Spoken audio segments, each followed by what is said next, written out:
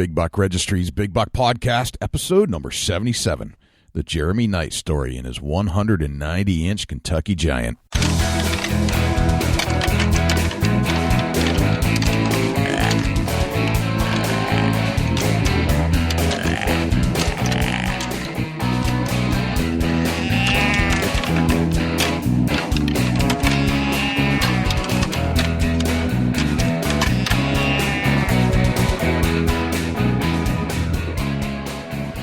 Big Buck Registry is a virtual museum of hunting stories. We preserve a piece of Americana by interviewing and recording hunters about their hunts and experiences from across the country.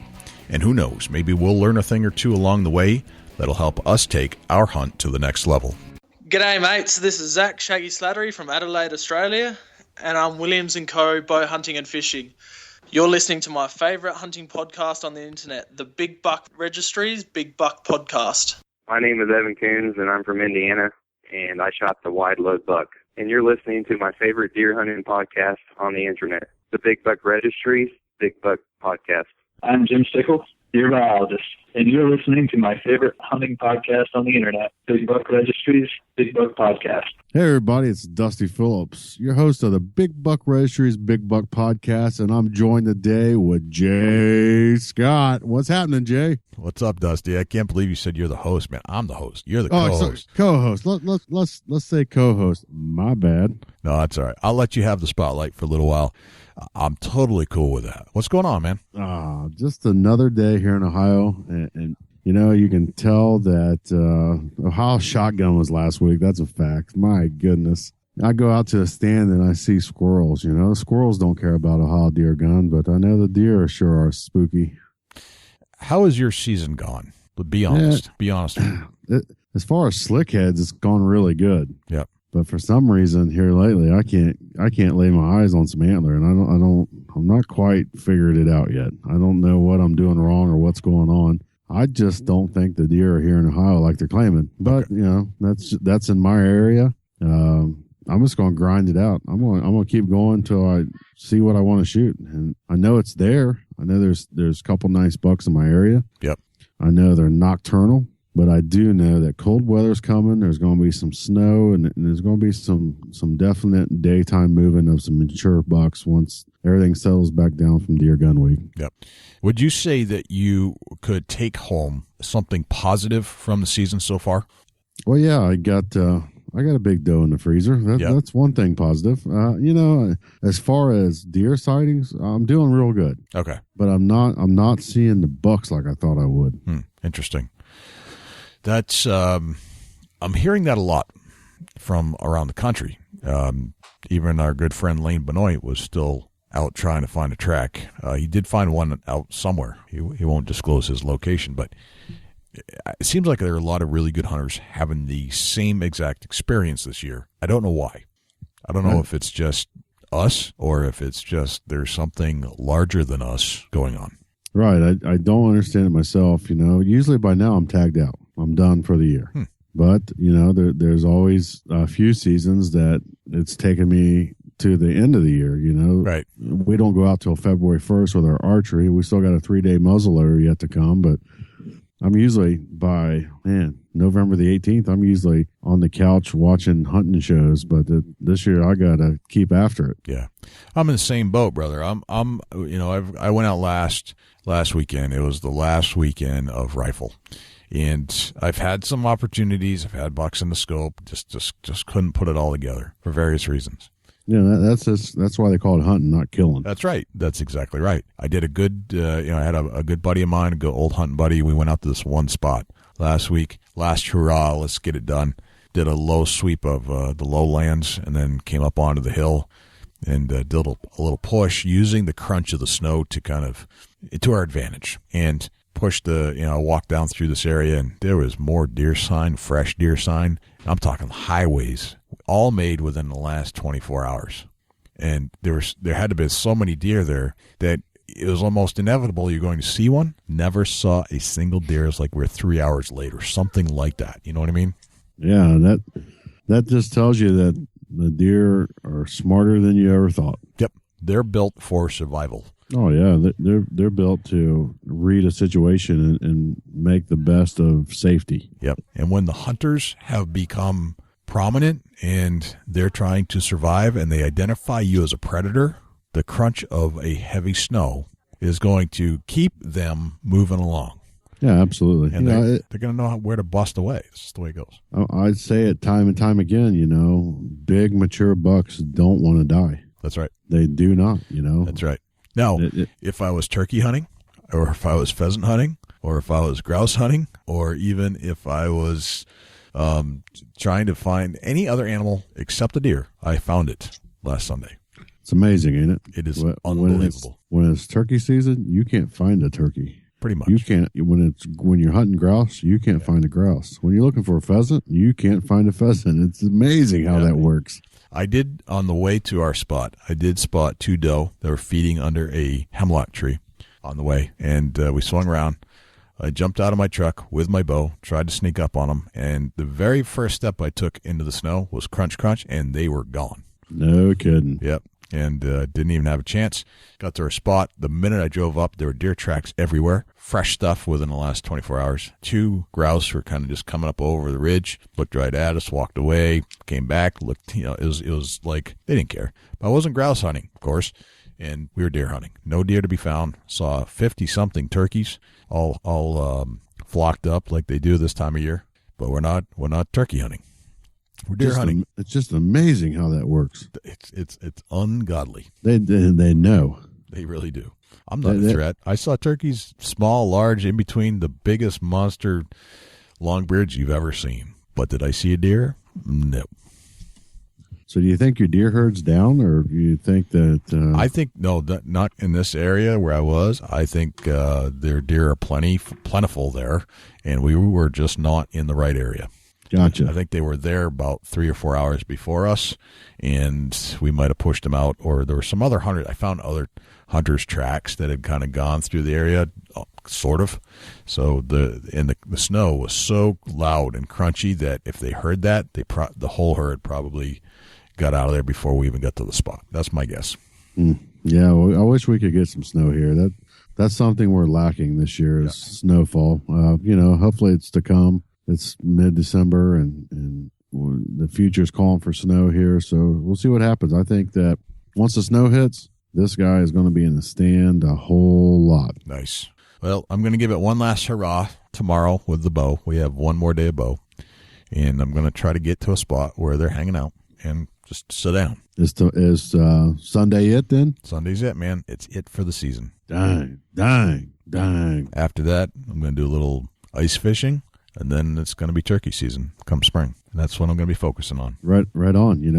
Late season here in Ohio is, man, it can be unbelievable. It could be, if we get the snow or some freezing rain, it could be some of the best sets of the year, That's what I'm hoping for. Yep.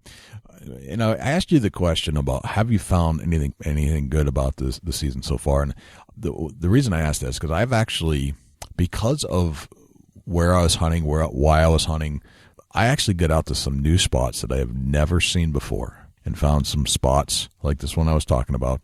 I've never hunted that spot before, but it held more deer. 3 different spots that I went to held more deer that I have never hunted prior. So it was an experience to learn. Is almost once the snow fell, now you really had a good idea where most of the deer are hanging out in spots that other hunters probably haven't realized yet. That's the cool part about snow. And, yes. I'm kind of jealous of New Hampshire style hunting. If it's not posted, you can hunt it. Right. Boy, you're in real trouble here in Ohio if you're on land that's not posted because you're supposed to have written permission. It's one of when I hunt other states, I'm not used to that. Yeah, it's definitely coming to you would be different because I'd just go, so I'd go till I'd found a sign. Heck yeah. That's the best part about New Hampshire. You got a rifle, you got some distance you can shoot. Let's take a walk and bump something up and get a shot off. Yep. You just go until you're told to stop by a sign, a yellow sign or an orange sign in the middle of the woods somewhere. It's craziness. Yep. And then, but if I were using that mentality somewhere else, I'd probably end up in jail.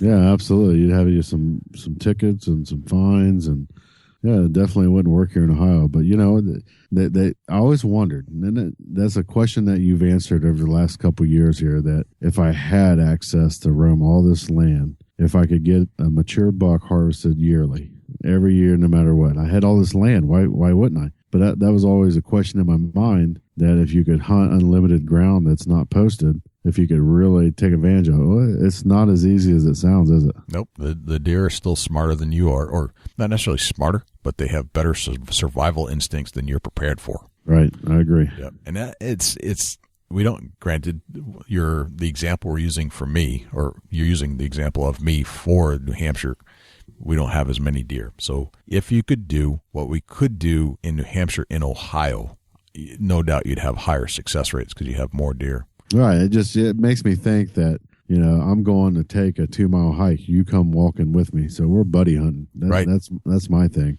I'm going in 2 miles, just drive the woods to me. Yeah, and that's kind of what we do.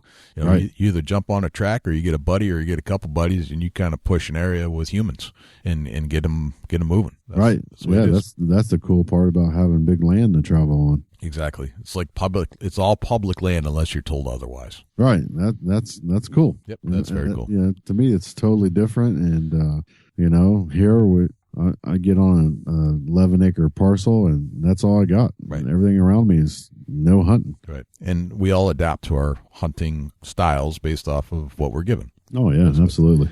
Yep. So let's stop talking about us and our unsuccess rate, and let's start talking about somebody that actually killed one this year. I'll tell you what, we got a Kentucky Slammer coming on here today. A huge Kentucky Slammer, 190-inch-ish. Is that what it ended up being? Yeah, my goodness. Wow. That's a big buck.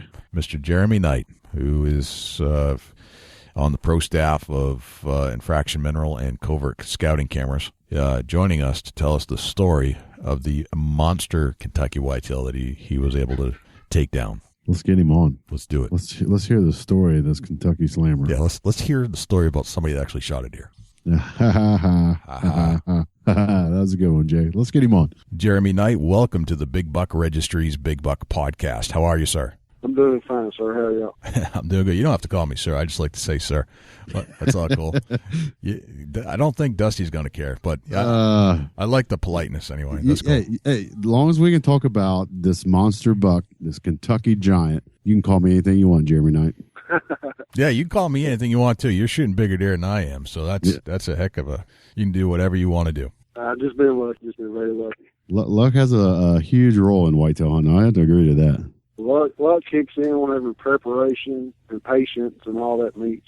Absolutely. All that has to come in together for everything to go down.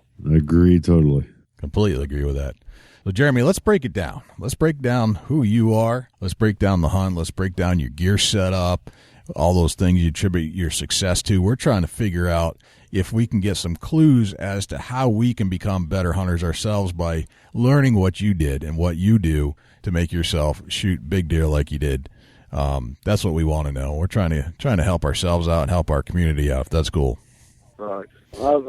I'm 32 years old now. I've been hunting, or at least going to the woods and being around hunting ever since I was born. I've been going out into the woods with my dad and a couple of his buddies probably ever since I was 5 or 6. I can remember just going and sitting and watching, watching the deer, and just couldn't wait to get my first deer, and seeing, learning the techniques of the sign, but like rubs and scrapes and how they're traveling, and learning all that through my dad, and just the opportunity of being out there has helped me in the success that I've had the past few years on my own.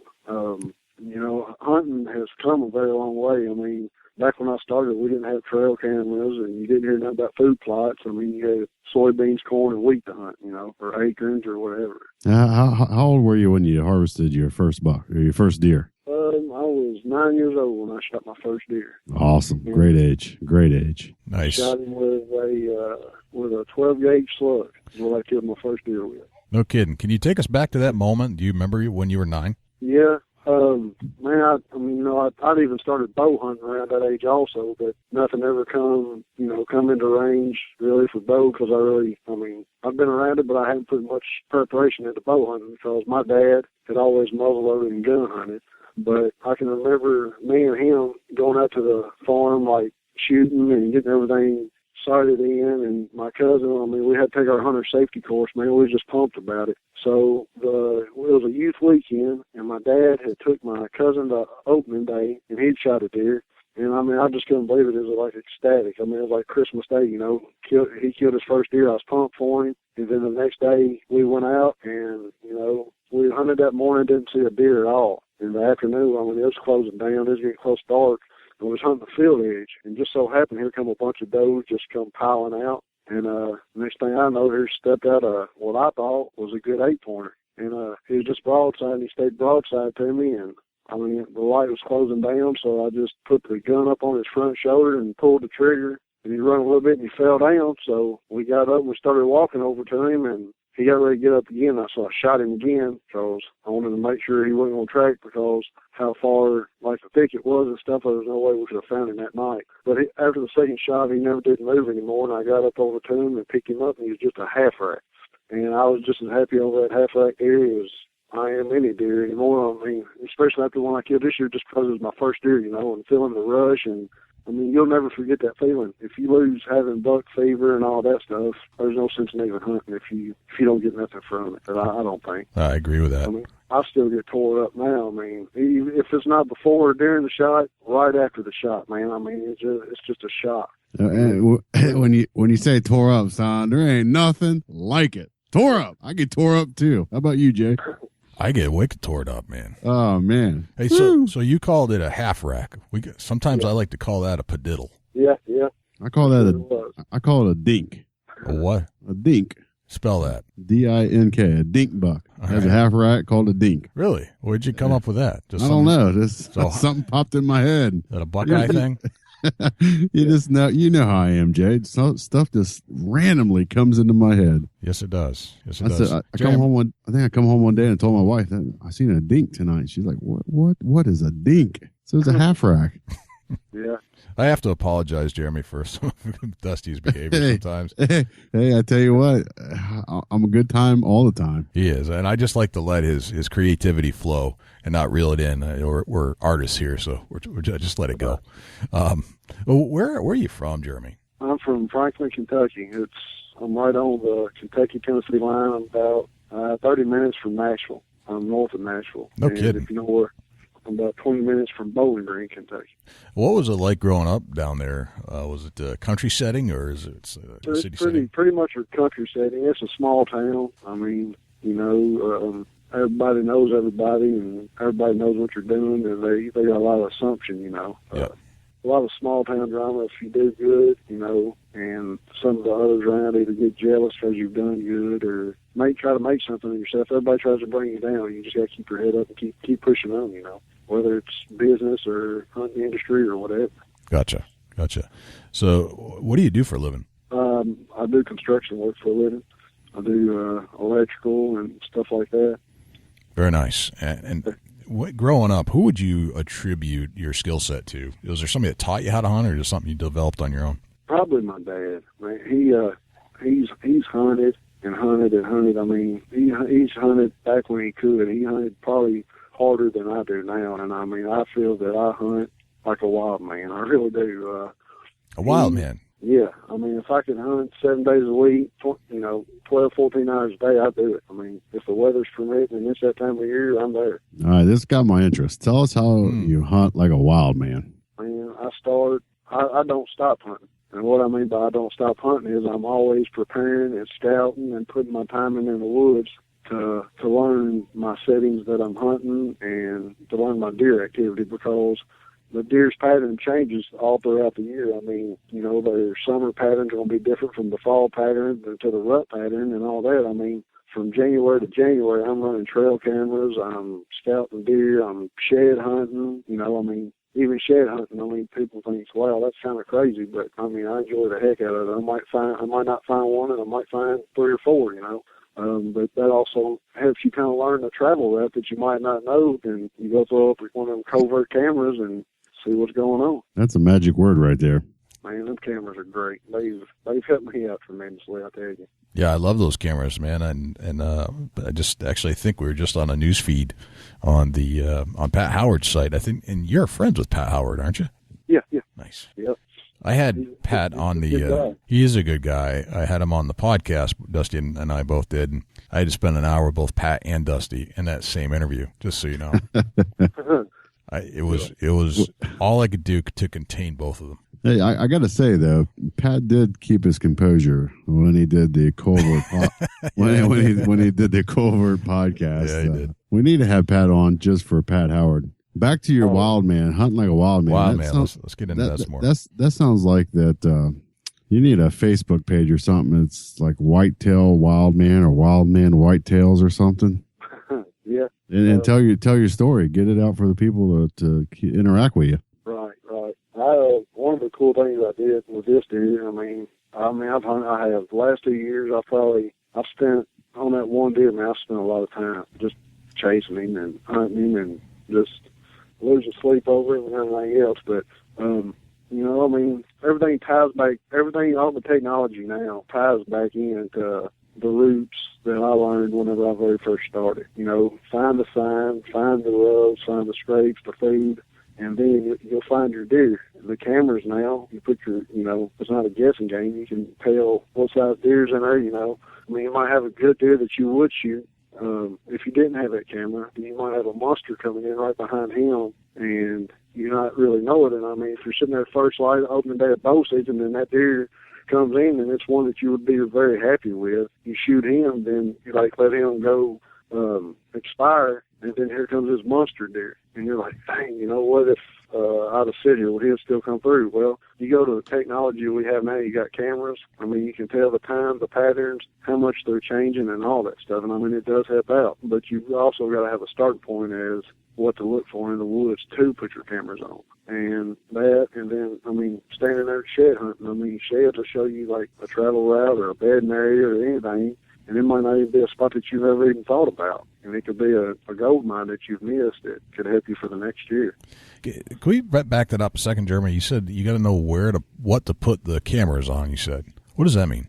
Like what to place them on what kind of food source, different times of the year. Some people like acorns or like you got a honeysuckle thicket or persimmons. You can tell which one they're using more and concentrate on one separate, areas of the woods. Like from one end of the woods, you've got your persimmons, you got another end of the woods that's holding all your acorns or your white oaks or whatever. You see where your deer concentrate at more. They say that a persimmon's like candy to deer.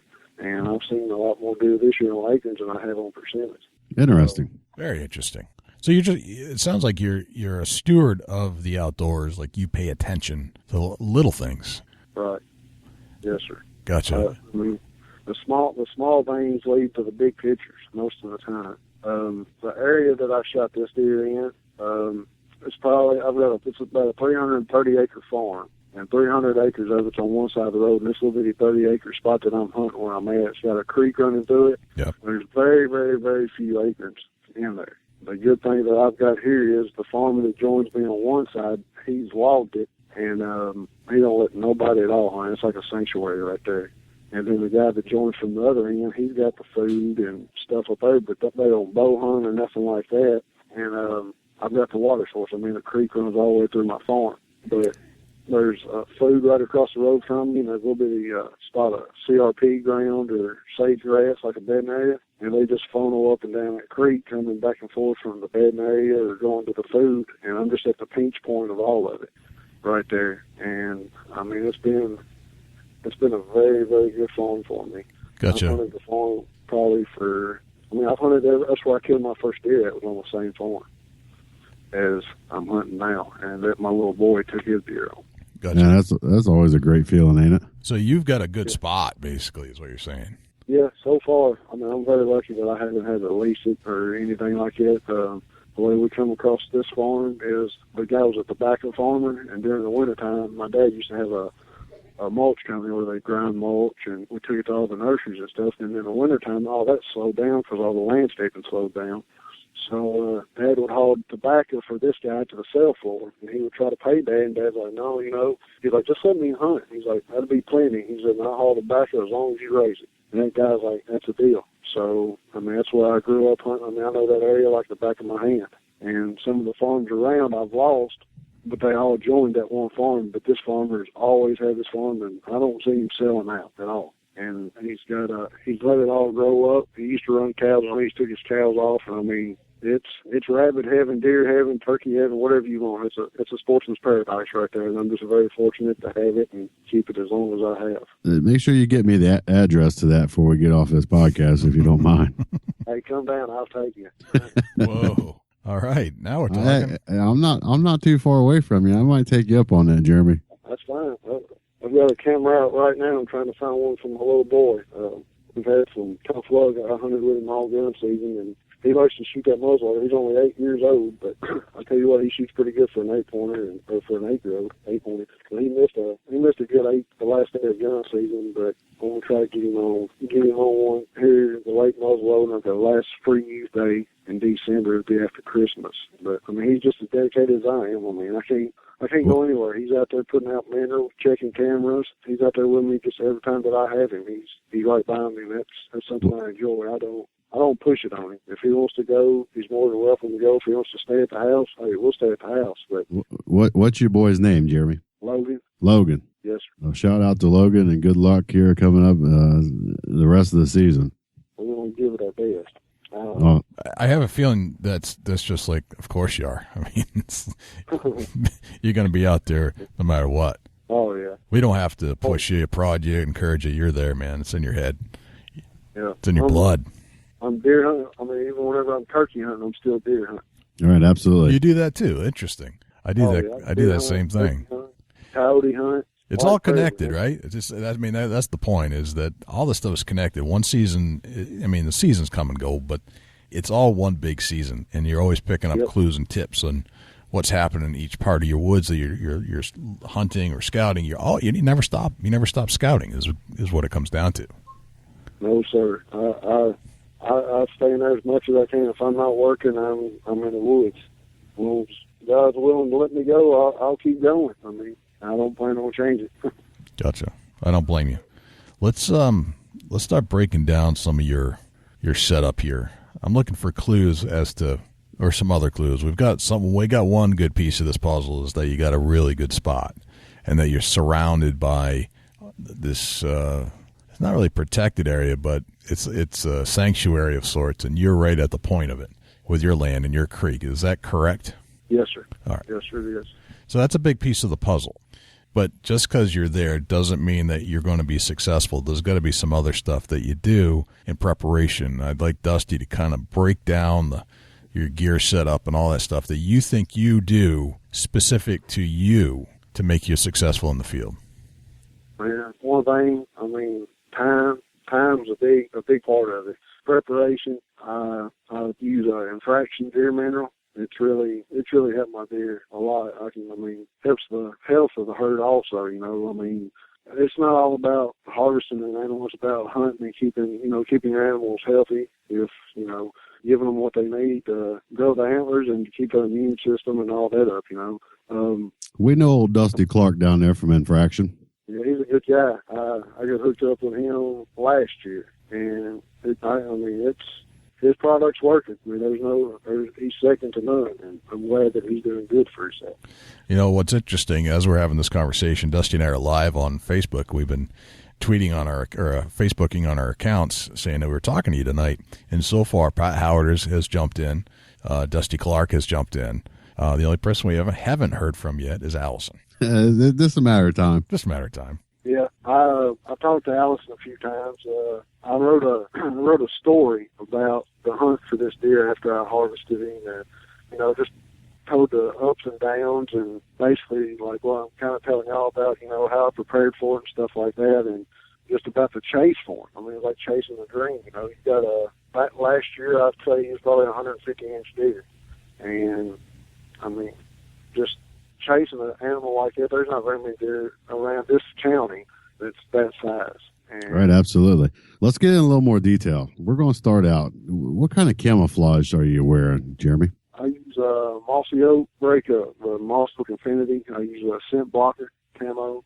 I really like it. It keeps me concealed very well. I mean, there's different times of the year I'll switch out to different patterns. Early season I like the Infinity. And then, like right now, this late in the season, I'll use a tree stand, which, because there's no leaves, and this time of the year, late season, most time, if I'm bow hunting, I'm going to get up in the air and just hang out and see what I can do.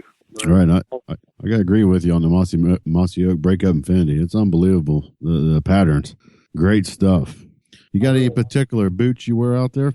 Lacrosse brand is what I use, the Alpha Burleys. I don't get the insulated ones because the weather here don't ever get cold enough to need insulated boots, really, to double up on the socks, you know. Right, yeah, absolutely. That's Kentucky for you. That's great weather there. Yep. Go ahead.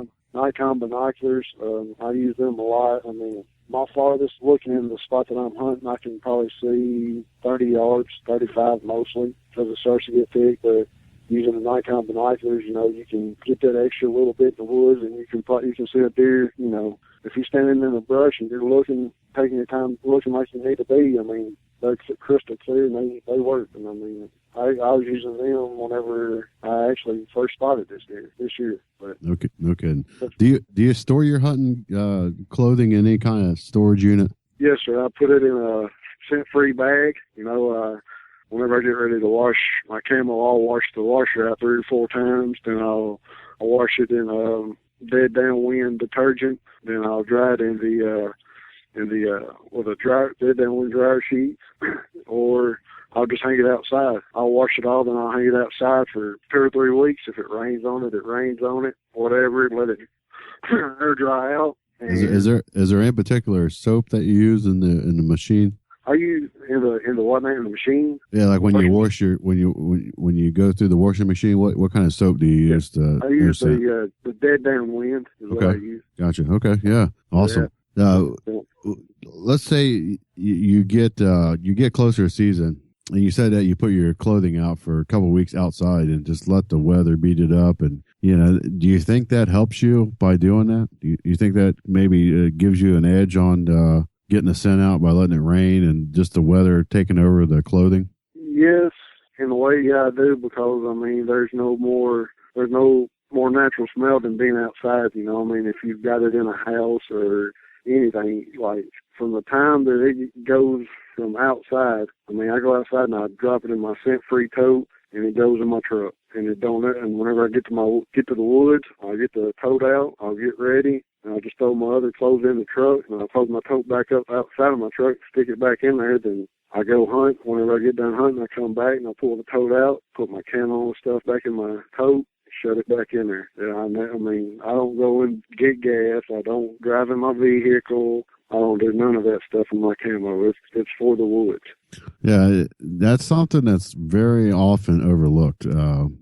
When you're after a 190-inch buck like yourself harvested, you can't make mistakes from the woods to the car, from the house to the woods. You know, that's something I'm gonna point out, that, you know, often a hunter doesn't realize how important it is, the prep to actually go to the woods versus, you know, from the house to going in the car, then from the car going into the woods. That's a major point there that, you know, I'm glad you mentioned that, because there's a lot of room for error from your house to the woods. Yeah, yes, there is. I tell you, I never did. I would wash my camo and I would throw it in a tote. And then a few years back, my cousin, man, he's a diehard hunter also, and he guides elk hunts and all that stuff out in New Mexico. He's like, you ought to put it outside. And I was like, why? And he got to telling me the same thing I was telling y'all about. You know, that's the most natural thing. I mean, rain's no scent. And he's like, that's just another step. He's like, what you're doing is fine. He's like, that's just another step to maybe help me. He said, I don't know if it helps or not, but, you know, it'd be worth a try. And then I started doing it, and, I mean, I'm seeing and killing deer, but hey, I'll take any advice I can get. And he's a little younger than me, but I tell you, he's done a lot of studying up, and he knows his hunting real well. And, you know, he's got a farm. There's one farm in between me and him that we hunt, and he's got leased also. And there's him and one more person that that's local, that I share my deer stuff with, and my deer pictures and all of that. And, you know, I mean, we give each other feedback, and we try to, you know, position, say, hey, I think it'd be better if you hunted here, or, you know, we keep each other informed about how the deer movement is and what bucks are where and stuff like that. Right, that's awesome. Actually, you know, Go ahead. He shot one of the deer that I had on camera this year. Which come in late. I think it was after second muzzle that come in, but he shot it this Kentucky gun seat, and he got to talking like, look this deer. I said, that deer looks familiar. I said, I think it's the one I had on camera. And I tell you, that's the first deer that I know of that's actually he's had on camera or killed that I've had down there. I mean, there's a lot of times that our bucks don't intertwine or cross, and I don't understand why with it being that close. But there's been a couple of instances that it has happened, and he's had one of my deer, or I thought I've had one of his. So you guys down there claiming your deer then? Yeah, it's kind of bragging rights, I guess. Right. He got me here. I think it was back before bow season started. I had a coon hunter. I was having two big deer come in. This deer that I harvested and one more big deer come in together, and I had a coon hunter come up on camera, and the deer I harvested went missing for a couple of weeks off my camera, but the other one was pretty regular. And he called me one day. He's like, your big deer's at? And it's like 2 days before season opens. He's like, your big deer's up here on my camera. And he hadn't hung a set because he wasn't having no shooters or nothing on his camera up there, so he didn't hang no set. And he said, I'm going this afternoon and hanging a set. And he said, I'm going to get that deer. I was like, man, I thought, hey, I said, we don't have deer. I was like, whoever's meant to kill that deer is going to be the one that kills it. I don't care how long you watch it, how long you fed it. I don't care what you've done. I mean, that deer's going to change pattern, and if it's meant for you to kill it, it's going to kill it. I was like, I'd just be happy for you to harvest it as I would for me, as long as he don't get run over or something like that. At least one of us will get to enjoy it, Yeah, absolutely. I've been accused of tying deer up and shooting them after I tied them up. That sounds familiar down there. Well, that's what you do. Yeah, that's what I do. Yeah, I wish this year I must have let too many loose. I guess you need some stronger rope, apparently. Something. I'm going to go with cable. There you go.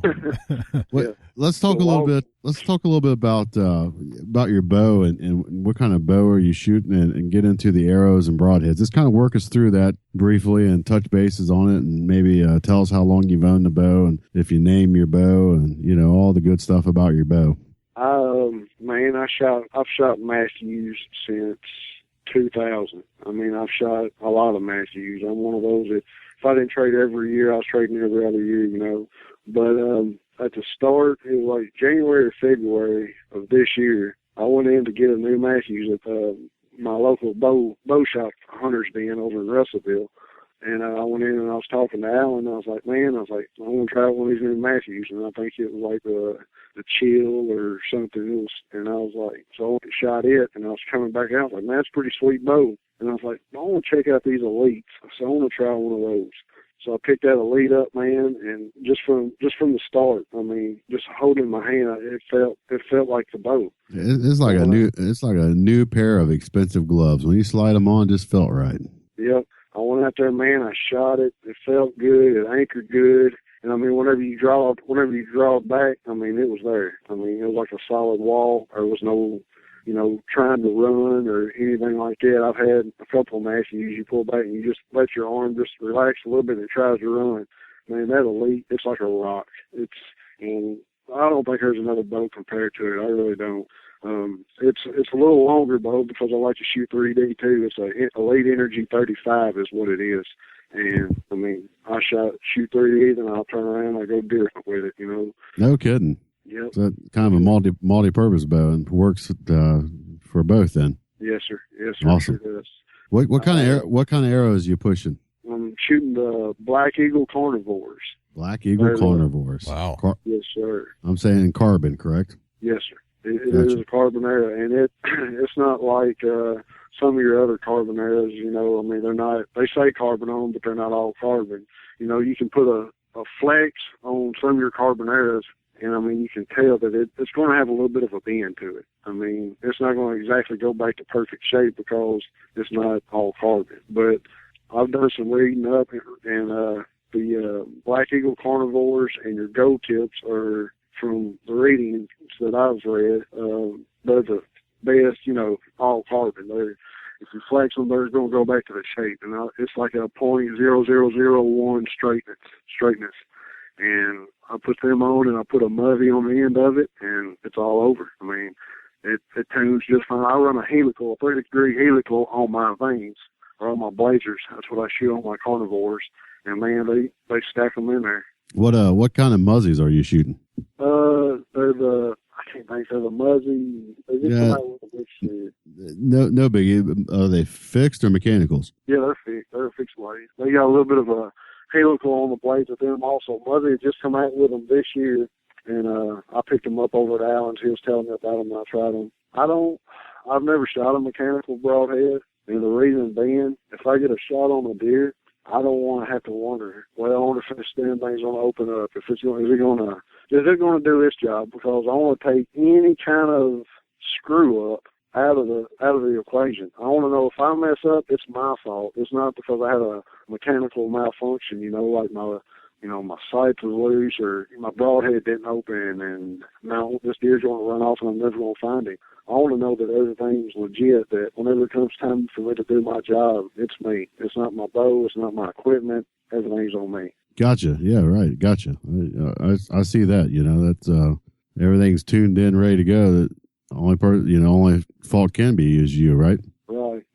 Which, I've seen pictures of these guys that shot these deer with these rage, and my goodness, the holes that they put in. But what happens whenever you go to a shoulder or something like that with them, I've shot deer in the shoulder. I've shot my first buck I ever shot, I shot him in the shoulder. And that mud, it done its job, But not all broadheads and it just depends on what kind of luck you're having that day, shooting him in the shoulder, right in the shoulder, because some broadheads don't like bone too well. Right, yeah, absolutely.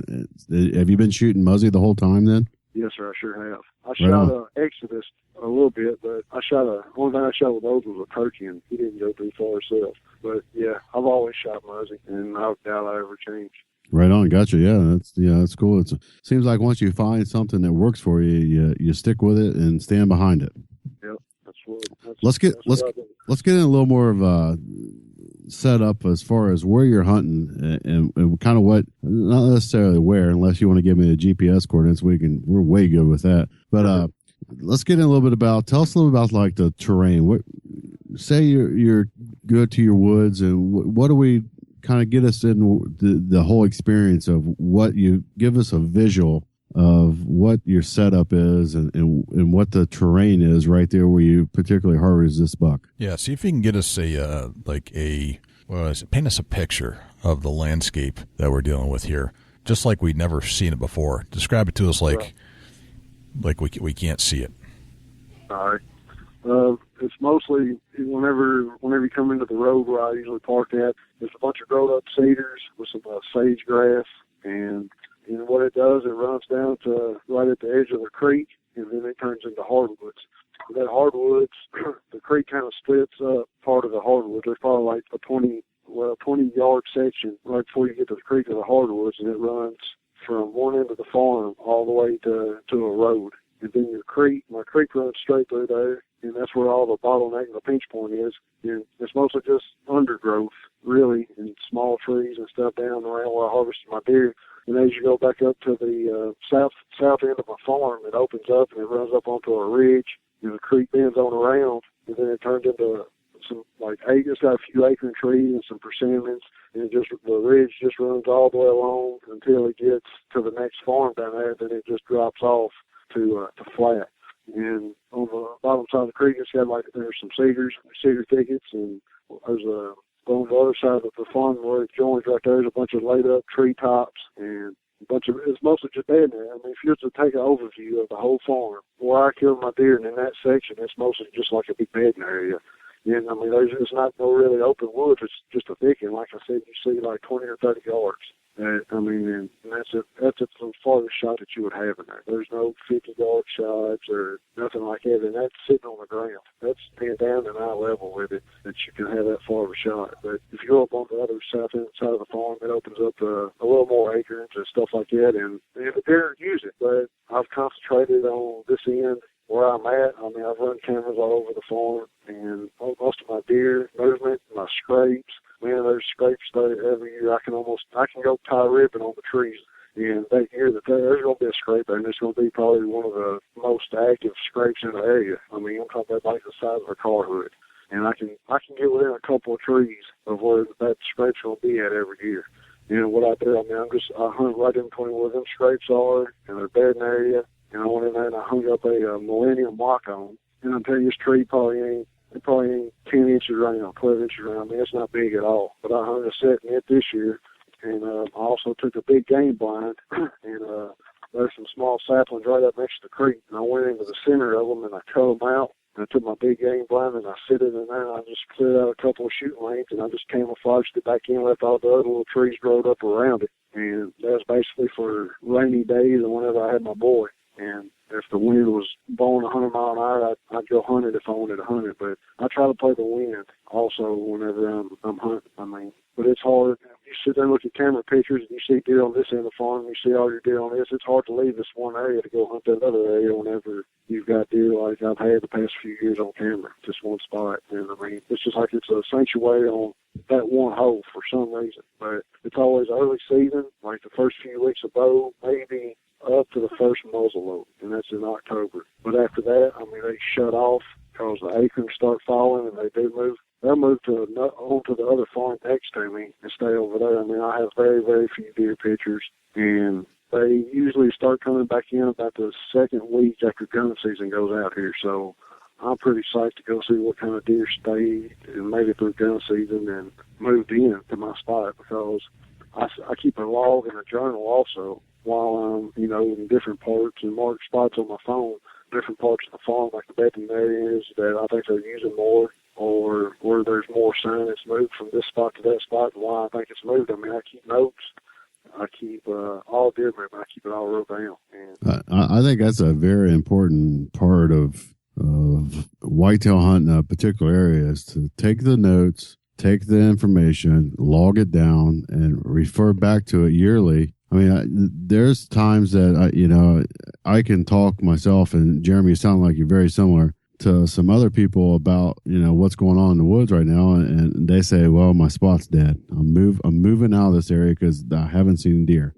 Right. And I can clearly get the same feeling, but I can go back, refer to my notes that stated, even if it's in a different area or a different spot, stating that, this particular week, maybe this past 2 weeks, I didn't have much deer movement the previous years. It's just it's just the notes keep my mental game together, and it sounds like you're the same way. You can refer back and figure out why you're not seeing deer. Right. That's what I do. I got pretty bummed out whenever it was getting close to muzzle and opening a gun, because I was so psyched about I knew what kind of deer had been coming in there, and I knew it was going to be the best opportunity for my little boy. But we ended up having to move across the road onto the other part of the farm to hunt. And I mean, there's deer movement there. I mean, there's still standing beans and stuff like that, which this was the first year they had ever put beans or anything in there. Right. But the deer got to those that, I mean, it's just a natural funnel on that side. And if they're going to cross that road or go from farm to farm, they've got to come through there. Right. What kind of tree stand are you in? You in a hang on ladder? Or tell us a little bit about that. It's a lock on. It's a Millennium. I mean, that's just like sitting in your recliner at home. I mean, it's comfortable. My cousin he told me about them, and I mean, they're very simple. I was always complaining about, once you get up there, you got to pull the whole stand up, you got to hold it, you got to put the ratchet strap around it or chain it or whatever. And he got to getting these Millenniums, and he was getting them from Hunter's Den over in Russellville. And I was like, I'm going to try me one. I'm going to go over and get one. So I went over and picked one up. You climb up, put your stacking sticks up there. You climb up there, and you got it's a log chain with like a little bracket. It's a chain, and you wrap your little chain around the tree and tighten it up. And that bracket sits there, then you take your stand, and I mean, that stand is super light. You just climb up, and you hook it's got a little spike. It's on the back of the stand, like on the bar. You just stick it down in that bracket, man, and it's there. It's a one-man show, I mean, sometimes you like to have somebody else there to help you hang stands, because you're going to have to fight with a 30-pound lock on, trying to get it up there and get it around the limbs and stuff. Absolutely. Millennium's the only way to go on lock-ons. I mean, I really do like them. Really do. Awesome. Let's get into the hunt, man. Let's get in that the day. What day did you harvest or kill this 190-inch Kentucky Giant? I killed him September the 14th. We're gonna take you back, Jeremy, to September the 14th, 2014, let's kick it off from the time you got up. Let's roll from there. How did the day start out? And let's get into your day that you killed this monster Kentucky giant. I'd hunted opening weekend, and it was kind of a shocker because I didn't see neither one of my big deer, seen some does.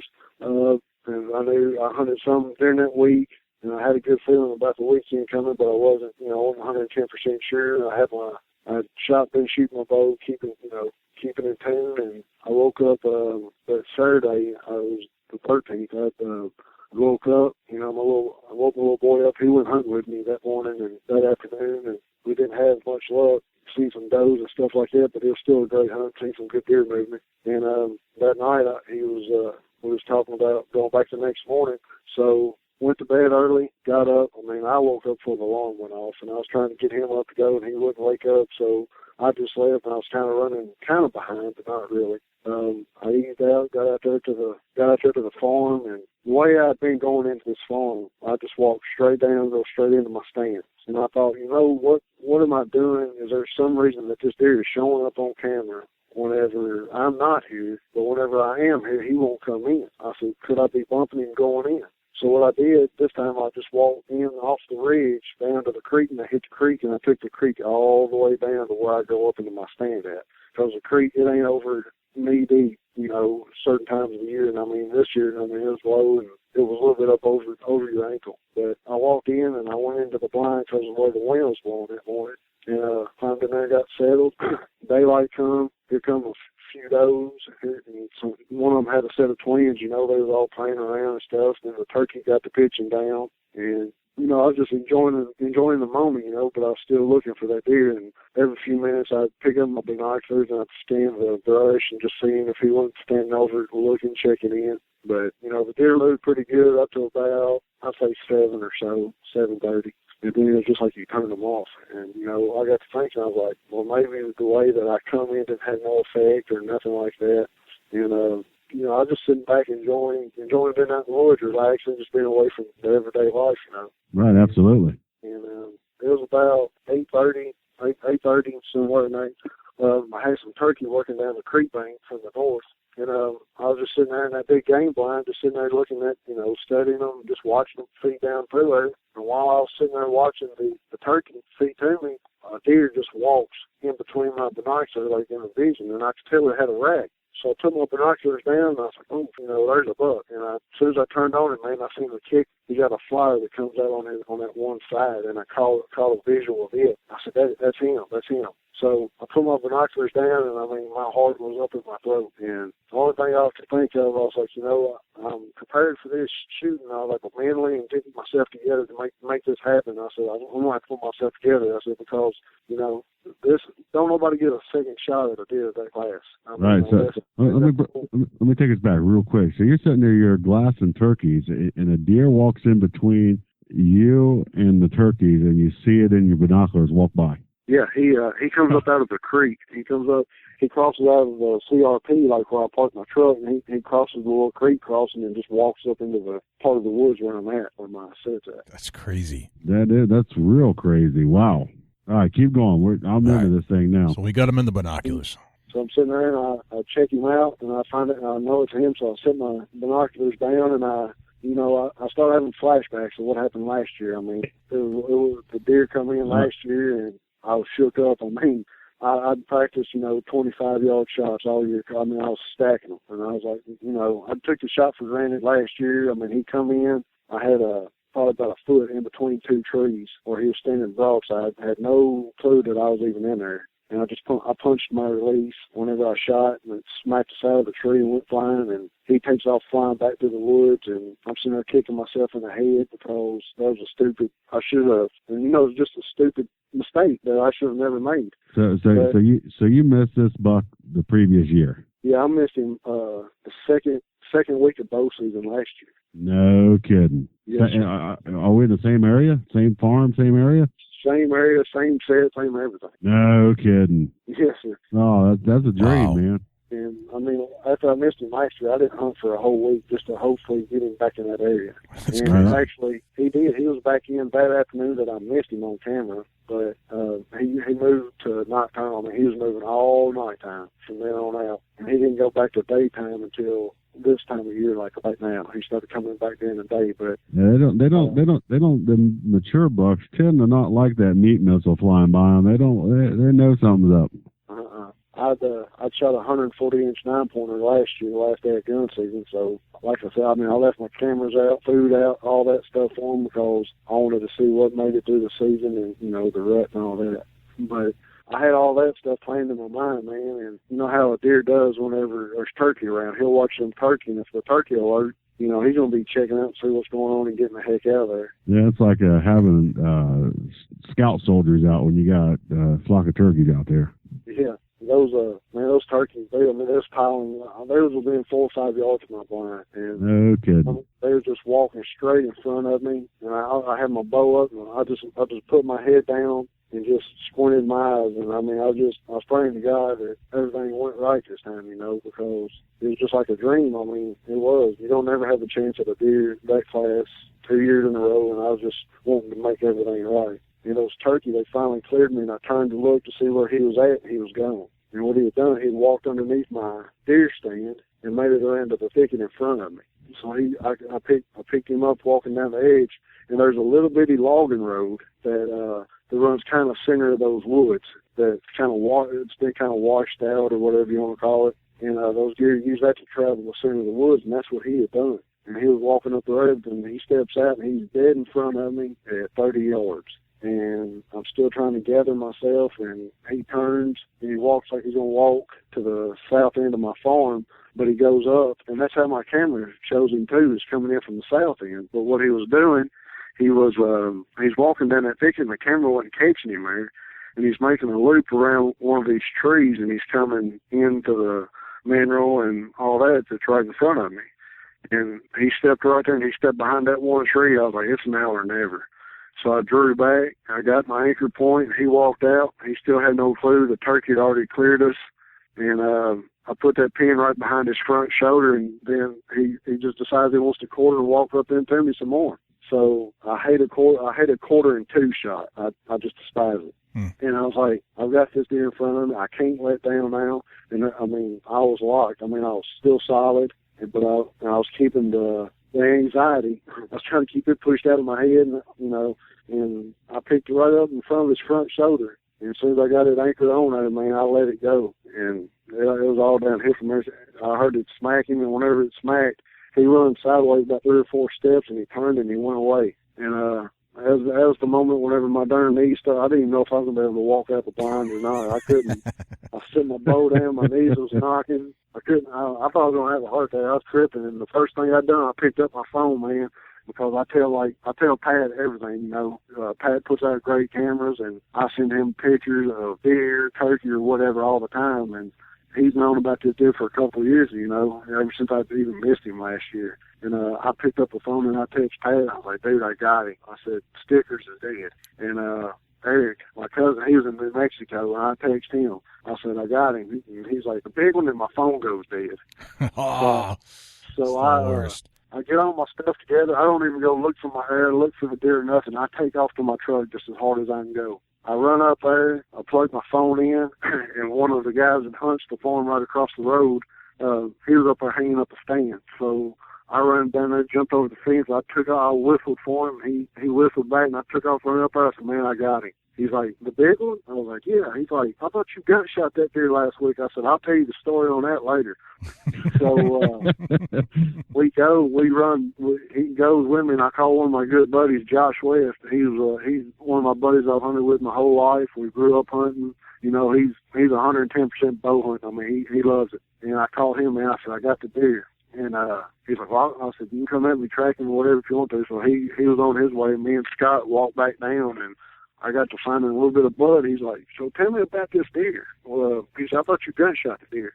I said, I'm going to tell you like this. I said, hey, you say you've got friends. I said, but whenever it comes to deer, you have no friends. I said, I've heard of people trying to move in around me and try to hunt this deer and get permission to the same farm as I've got, and I know people that hung stands on the property lines because they've seen this deer. And I said, I did tell people that I gut shot this deer. And I said, the reason is because that would make them quit hunting. And it did. I mean, they were taking down the stands like the next couple of days. And they sit there and tell you, I ain't trying to hunt that deer. I want to see you get it. No, you don't hang a stand on the property line hoping to get a shot, you know, and put a camera and corn and everything else out, not if you ain't going to hunt a deer. But I said, it worked. I said, I don't care what they believe now. I said, I know where he's at and I know whose wall he's going to be on. I said, if we can find him. And we walked down. After we got done talking, we walked down. I found some blood and had some, you know, bubbles in it. And I was like, well, and he's like, where'd you shoot me? I said, man, I aimed right in front of the front shoulder, hoping it would come out behind the back one on the other side. Behind the front one on the other side. And he's like, all right. He's like, well, it looks like he might have got a lung. And then Josh calls, and he's there, and I show him the blood. And he's like, well, it looks like you got a lung or something. There's bubbles in it. We go to tracking the deer, and, I mean, we're going through some crap. I mean, it looks like, it's just a bunch of tree branches and thick crap. I mean, he went in, I don't know, a rabbit couldn't even go in, it looks like at times. But I got through, I think I was running on adrenaline, but I got through there, man, and there was one part of the wood, there was an old dead tree, and there's blood, and I was like, there's blood going over this tree. I'm going to walk up here and check it out and see if I can find him. And Josh was like, he's got to be in here somewhere. So I walk up there, man, I step up on that tree, and there he lays. And first thing I said was, oh, my God. And they're like, what, is that him? I was like, yeah. And, I mean, it was just everything just hit me all at once, you know. It was kind of emotional, and happiness and, you know, hard work and all that stuff finally paid off. But seeing a monster like that laying in front of you, I mean, the first person you got to thank is God, because, I mean, he's the one to give us our lives and these animals to hunt. I mean, you know, and he's the creator. And, you know, he's the one that wakes us up every morning and says, hey, you know, you got to live today. You know, I mean, I was just thankful that he woke me up that morning and let me do something that I like to do. And I was very, you know, being thankful for friends to come help me look for the deer, and just everything paid off. And it was a wild experience, you know. I mean, he is a good deer, and everybody said, they're like, you wouldn't be able to tell me nothing. You might as well quit hunting now if you kill a deer like that. I said, it's not about how big the animal is or what he scores. That's what everybody's caught up on anymore, is what a deer scores. And that's not what it's about. It's about putting in your work and your work paying off, whether it's a 190-inch deer or if it's a 120-inch deer, you know. Right. Absolutely. I mean, right. It's just all about what pays off. That's awesome. Yeah, that's an awesome story. What a great story. Jeremy, that's one of the most mesmerizing stories I think we've ever heard on the Big Buck podcast. I was with you word for word. It's unbelievable, Jeremy, that Jay's quiet the whole story there. Yeah. And it was, I mean, it's just like it's just like a book. I mean, play by play, I mean, just feeling it, you know. I mean, it's kind of like the other podcast I was listening to the other day. She, whenever she's explaining her hunt, you know, whenever you tell about a hunt or harvesting a deer like that, you want to tell every step, because every step means so much to you. And it's just hard to leave a spot out, or, you know, part out of the story about a hunt on a deer like that of a lifetime. Right. Absolutely. It was mesmerizing, and yeah, I clam up when I get interested in stuff. It's my natural behavior. So, Jeremy, you got me, man. You got me hook, line, and sinker. That's good. Yeah, I was listening to Jody's podcast the other day, and yeah, I tell you, she really went into detail about hers also. And I mean, you hear stories or you read stories in magazines, and you just get burnt out. And then you've got the ones that really keep you on the edge. Once you want to know what's happening next, or you think you know what's going to happen, then it's something totally different happens, and that's what keeps it interesting. And, you know, that's what hunting and everything's about: staying on your toes and just living to see what happens next and what's going to go on in the future. Right. It's one of the things, like, you know, we talk about past podcasts, and we're talking with Jeremy Knight, who obviously killed a monster buck, but it's the story that's told by the hunters that's so grasping. You know, that's like the definition of the Big Buck podcast. We want the story in detail from the start to the finish. We want to know everything. We want it to be like you're right there sitting next to the person that released the arrow or pulled the trigger. You know, that's what's awesome. And Jeremy, that was a great story. And man, it was hard for me to kind of chime in because I was so involved with the story myself. I appreciate it. It's, man, I like listening to y'all's podcasts. I mean, they're very informative. You know, I pick up things that I learn, and I hope that maybe somebody can pick up something from this one and learn something from it, you know. I mean, we all make mistakes, we all miss, we all lose deer, but, hey, we're here to help one another out, and that's what hunters need to do, stick together instead of, you know, going against each other and trying to outdo or cut in on somebody else. We need to stick together because the way this presidential stuff is about guns and all that stuff, you can't ever tell. But if we all stick together instead of fighting each other, I think, you know, we'll all be good.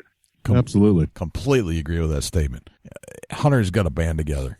And, you know, there's so many people trying to take away our privileges and make it hard for us. And listening to Jody tell her story with the passion that she did, listening to you, Jeremy, tell the story with the passion you did, this whole love of the outdoors and hunting and deer hunting is alive and well. And because there are so many against us, there's only one thing to do, and that's to stick together. Right, it is. I mean, we're all not perfect. You know, we all make mistakes, and there's people that call themselves hunters that makes mistakes, and that's what everybody wants to see. Is somebody make a mistake, whether it be a hunter or just anything that the media or anything can feed off of to blow up to make somebody look bad. That's what they look for. They don't ever look for the good in what they do. You know, like hunters for the hungry. I mean, they give to families that, you know, that don't have much, but you don't ever hardly hear nothing about that. But you see somebody that talks about, well, he's got blood all over him in that picture. They want to knock on that. Well, that's animal cruelty, or,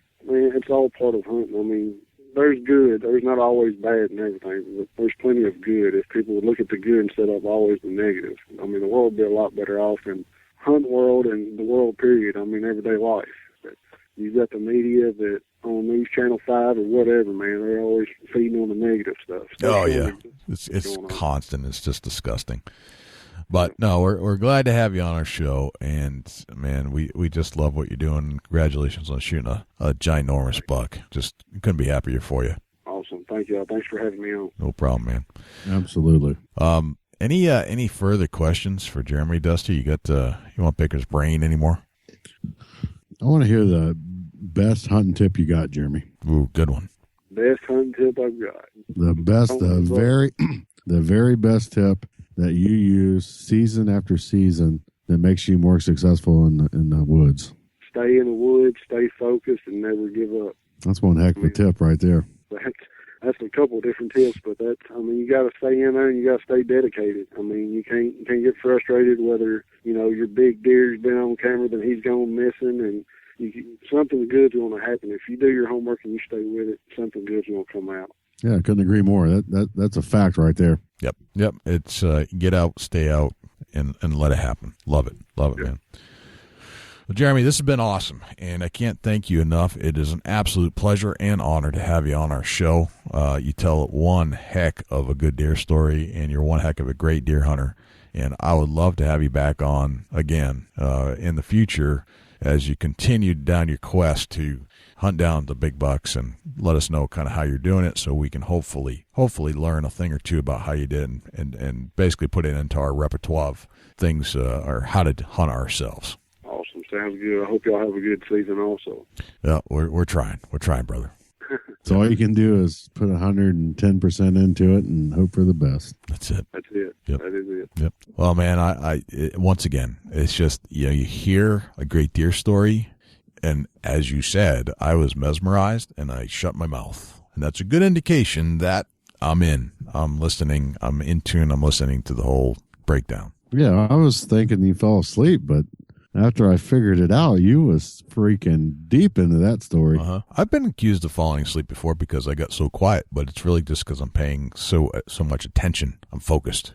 You know, that's what it's all about, Jay. It is. That's what we want out of these stories, to really get you involved as a listener, get you involved in the story that's being told right in front of you. I mean, that was one awesome story. Jeremy Knight, kudos for a monster buck in Kentucky. Yes, kudos for what you did in the field and what you did with us tonight on the mic. Just awesome. Loved it. Yeah, absolutely.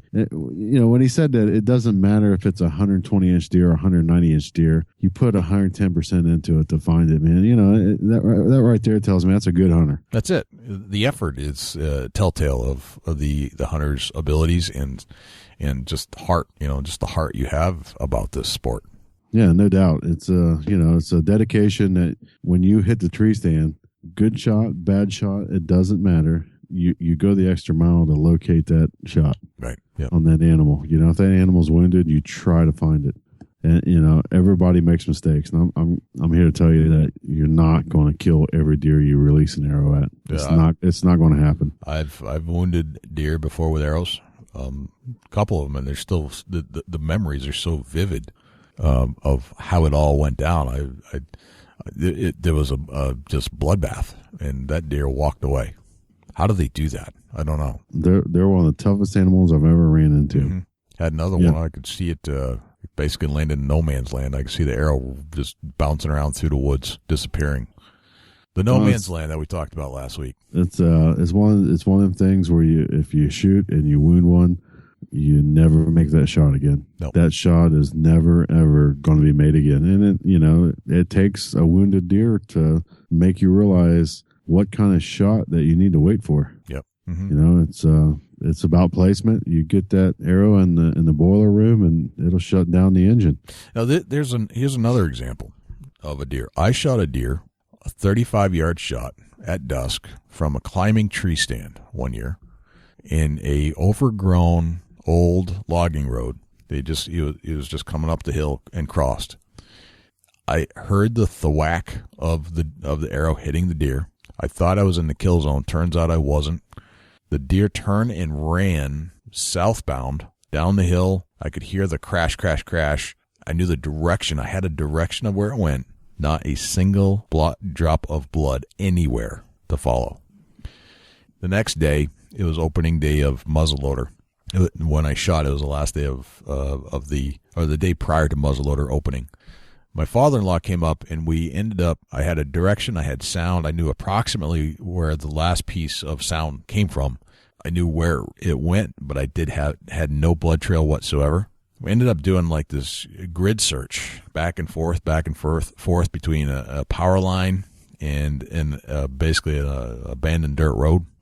And after a while, my father-in-law called me and says, "Hey, I found your arrow sticking in this deer down here in the swamp." And he had just basically seen the whites of the belly, but still no blood. And went down, sure enough, it was the buck that I had shot the night before.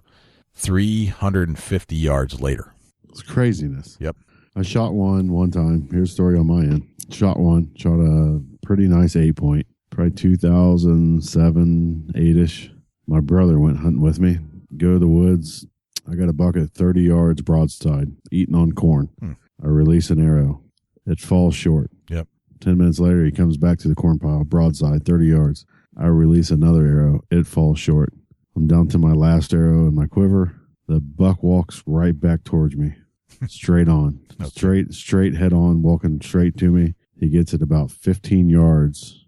I release another arrow, sticks him in the neck. It's the only shot I had. I aimed for the esophagus, dead center, hopefully to penetrate through the chest. Yep. I shoot. I see the deer run off. I see my fletching sticking out of his neck. The rest of the arrow is whatever, 20 inches deep. He runs off, goes into a thicket. It's all cedars, downhill. I'm thinking, man, hopefully this works. This was a pretty deadly shot. I felt good when I released the arrow. Long story short, we go back to the truck, give the buck some time. I look at my bow, and the string's frayed. Have no clue how it happened. Have no idea it's there until I get to the truck. Yeah, that's why I'm shooting short of the buck. So we go back in. Gotcha. We go back into the woods.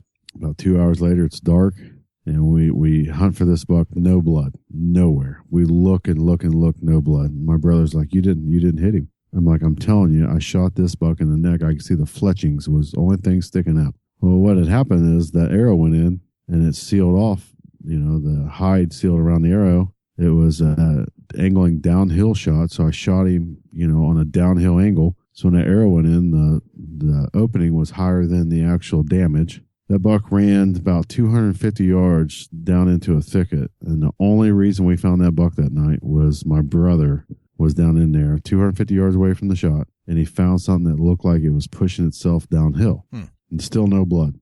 So he's literally on his hands and knees crawling through briars, cedars. It was the nastiest stuff I've ever got into. Yeah. So finally, about 40 yards into that, my buck was piled up right there. No kidding. If it wouldn't been for us grid searching, pattern back and forth, circling, and he located in push marks, we probably would have never found that buck. Right. The grid search, and this brings up a good point, the grid search is a useful technique with a couple of people, just gridding, back and forth. It has recovered bucks. It recovered my buck. It recovered one of your bucks. It is a useful technique in a buck where you have no blood, but you hit him. Yeah, definitely. That's it's something that worked for me, and it's something to definitely try, especially if you're in the thick stuff and where you have zero visibility at a distance. Right, exactly. So that's a good tip. Speaking of tips, do we have a Chubby Tines tip of the week, Dusty? We do. And I'm going to get into cold weather gear. You got to get yourself dressed for the elements. Yeah. If you go out to the tree stand and you get cold, your hunt is over. So my tip of the week is to spend the money, get the right equipment before you head out for cold weather hunting. If not, your hunt is over. That's a great tip. Now, being from the Northeast, very important for cold weather, but keep in mind, if we have snow, we're moving, so you don't need as much as you would if you're sitting in the stand because you're gonna be burning some calories. What do you use in the stand when it's like 15 degrees? What kind of gear are you wearing? I'm actually layered up with fleece. Fleece is awesome, man. Love fleece. It's it's a great thing, and I layer fleece. I start out with a base layer of fleece, and then I go to another cover layer of fleece. Yep. And I layer another layer of fleece on top of that. So I'm in 3 layers of fleece pants with a rain suit over top of that, leggings. That's for my britches. Yep. I Mossy Oak Infinity Breakup, or Mossy Oak Breakup Infinity for my cover outfit. Yep. But on the top end, I got Under Armour for the base layer. I got the Under Armour sweatshirt for the second layer, and a fleece layer over top the Under Armour. And then I do the rain jacket coat, which is quiet, and it's it's almost wind resistant. Yep. So it cuts the cold climates as far as the wind, and if it starts snowing or misting or raining, I'm covered there. And that's how I go in. I wear wool socks. I got 2,400 gram Thinsulate boots. I wear a fleece neck gaiter, a fleece hat, and fleece mitten finger gloves. Awesome. Very cool. That's my cold weather gear. That's your setup. Beautiful. I'll give you my cold weather setup that I had for last weekend in 25-degree weather, all day, windy, not raining, just windy and cold. I had a layer of Under Armour, just the base layer, kind of spandexy kind of stuff, scent control, but a good thick thermal layer, but flexible. Then on top of that, I've got my kind of like a scent lock bottom pantsuit that is not super conditioned for cold weather. It's not like there's a layer in between. It's not built for cold weather necessarily, but it is going to give me a layer of air. So there's some kind of a break between my skin, the Under Armour, and the outside. Then I've got almost like a fleece cotton on top of my Under Armour. And then on top of that, sometimes I'll put a layer of fleece, but generally it's just a jacket on top of that. And then I got an Under Armour hat, not too thick. And I actually found some of my old wool gloves that are really thin, generally speaking. But when you're moving around, I was amazed at how warm they are. Usually it's just like a fleece glove, but those were wet from the hunt before the day and they still hadn't dried out. So I just found some old wool gloves that were not just basic stuff, but man, they kept my hands warm the whole day. My boots are 1,200 gram Thinsulate, kept my feet very warm all day, and just literally had my lucky socks on. super thin socks, just kind of drawn up underneath the Under Armour, and all day tracking in 6-inch snow, 25 degrees. My feet couldn't have stayed warmer. They did not get wet. They did not get cold. It was like the perfect temperature all day. Nice. That's the difference between you and me. I'm still hunting in a tree stand. Yeah. And man, I gotta layer up and get settled in for no movement and be able to fight off the cold. Right. And if I were sitting still, I'd be wearing some different clothes. Right. Absolutely. You just got to be prepared for the elements that you're hunting. And like I said, you go out there and you sit there and you get cold, you can forget it. You're miserable. It's not enjoyable. Yep. You stiffen up. It's not fun. It's not fun at all. This makes you not want to go back the next day. If you can go out there and be comfortable, be warm, and enjoy yourself, man, it's night and day difference of what your hunt's going to be like. You ever thought about getting one of those, like, I don't even know what they call them. This, like, basically a sleeping bag for your stand. I think it's called a heater bodysuit. That's it. You ever tried that? No, I have not. I have not either. I've heard some guys that had some great success. So it was just like sitting in the living room all day, and it was 20 below. The only issue that I see with that is archery equipment. You have to unzip and come out of it. Right. It seems awkward. Yeah, it seems different.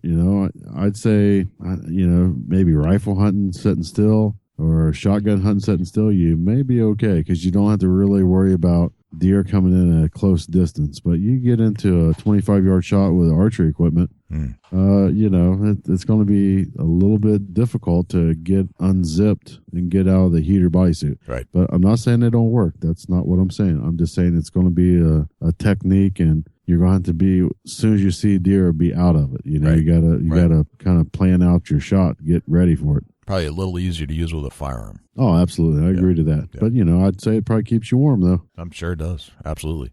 Well, that's awesome, man. Good tips for this cold weather, late season kind of stuff.